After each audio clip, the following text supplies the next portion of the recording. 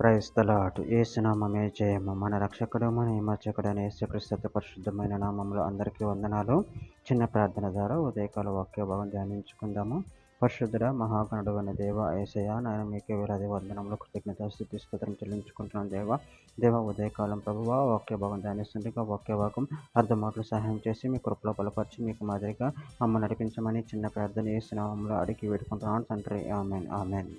పరమగీతము 5వ అధ్యాయము 10వ వచనము. నా ప్రియుడు ధవళవర్ణుడు రత్నవర్ణుడు 10,000 మంది పురుషులలో అతని గుర్తింపవచ్చును. ఆమె దేవుని వాక్య భాగం దీవించునుగాక.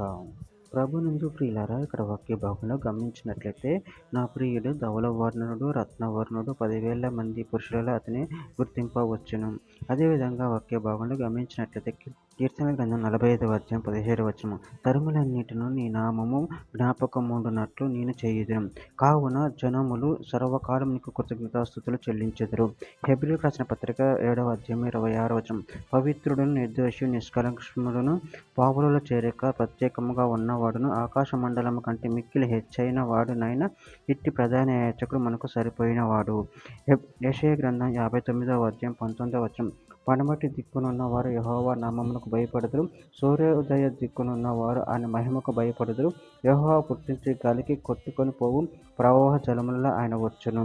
రోమీయులకు రాసిన పత్రిక 9వ అధ్యాయం 5వ వచనము.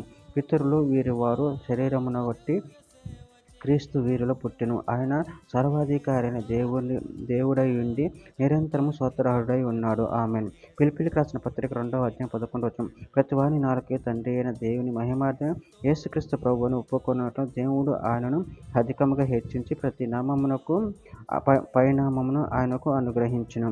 కొలస్సీయులకు రాసిన పత్రిక 1వ అధ్యాయం 18వ వచనం.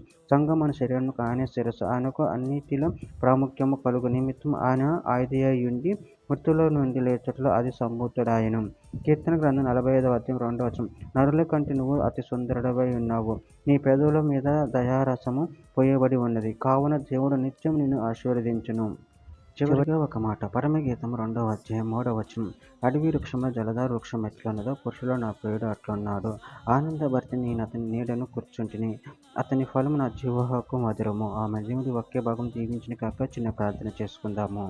పరిశుద్ధుడ ప్రేమ కలిగిన దేవేశానాన్ని మీరు ఇచ్చిన వాక్య దానాన్ని బట్టి ప్రభు కృతజ్ఞతలు చెల్లించుకుంటున్నాను తండ్రి.